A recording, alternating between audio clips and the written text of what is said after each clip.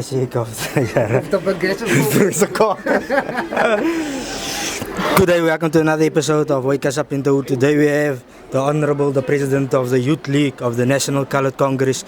I just want your take on the Progressive Caucus for those out there having disputes about why NCC is part of the likes of MK, EFF, etc. Thank you for the opportunity. Look, everyone has got their opinion about the Progressive Caucus against the so-called GNU.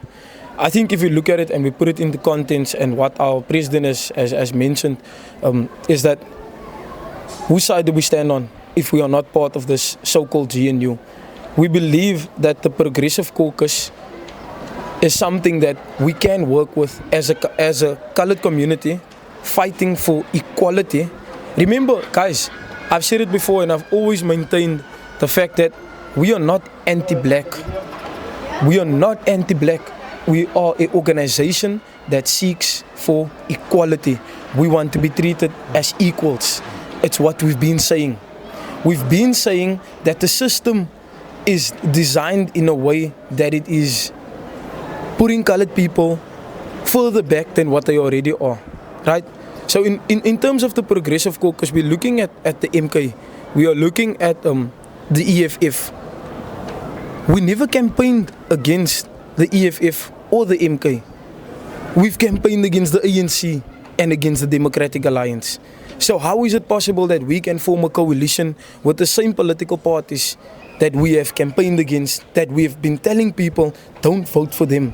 How is it possible that we can now go and sell out our voters and our mandate from our constituents to go and join the same people that has been oppressing us, that to go and join the same people that has been keeping us in poverty, unemployment, lack of development, lack of infrastructure development in our communities? These are the two political parties that has been controlling us for 30 years. How is it possible that we can now go and sell out? I hear some ministers from different political parties getting ministerial positions now saying that this is not about politics, it's about fixing the country. Why did it take you guys so long? Why did it take you guys so long? Many of you are 10 years old, 15 years old. You've been there. You are there. How is it possible that now all of a sudden you become more concerned about, no, this is not about politics. It's been about politics. While they were negotiating, I don't know if you recall, while they were negotiating for who's going to get what ministerial position, we recorded 120 deaths on the Cape Flats, in the Western Cape, the murder capital, while they were negotiating for positions. They didn't come out to assist the community. Again, the same people that is now in this coalition, right, is some of them campaigned in support of Palestine. Do they say anything now? They don't. So, was it a campaign strategy? Or was it really because you do care about human rights? So we can weigh the two. If you look at the Progressive Caucus, it speaks about land, redistribution of land without compensation.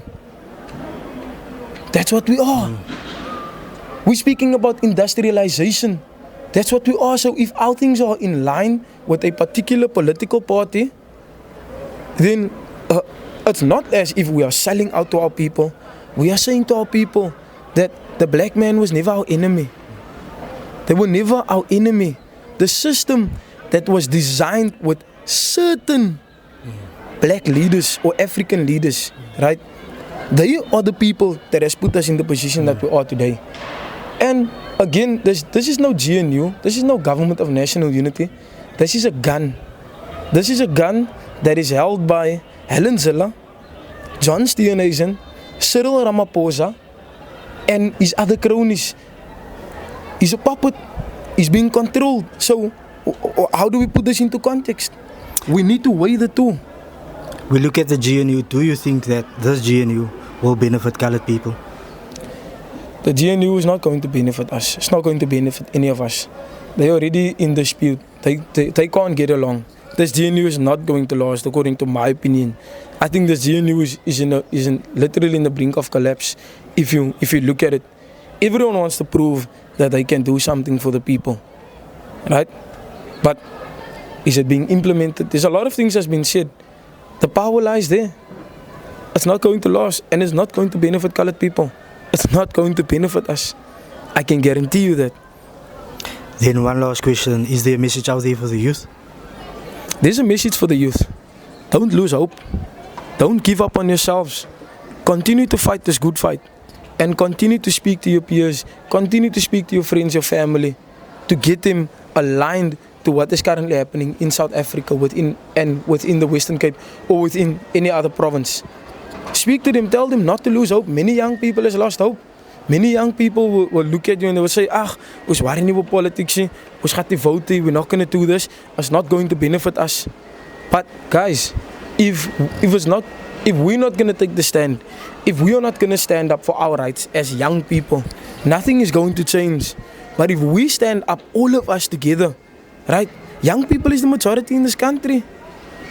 If you get what I'm saying, you know, we need, I won't even say a radical approach, but we need to start somewhere as young people, and we need to make it known to this government that we will not back down.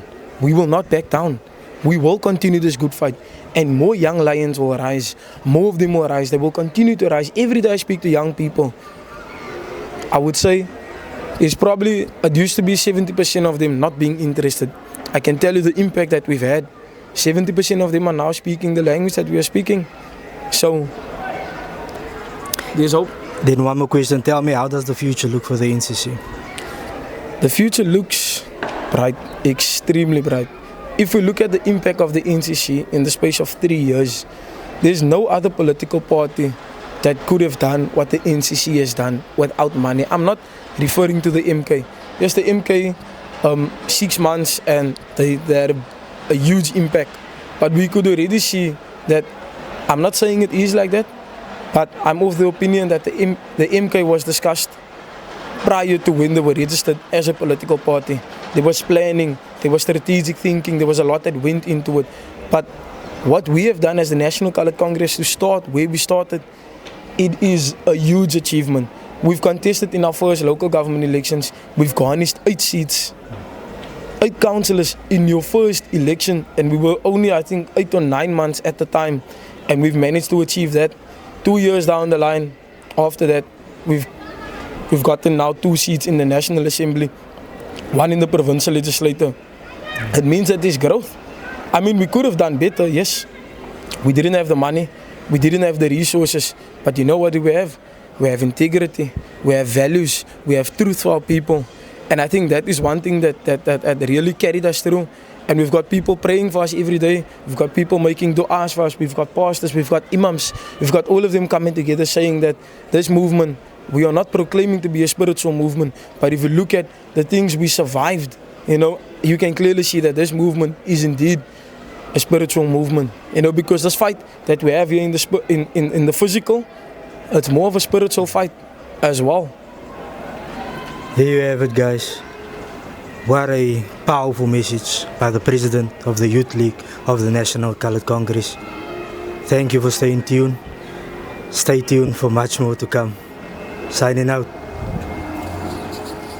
I was deep.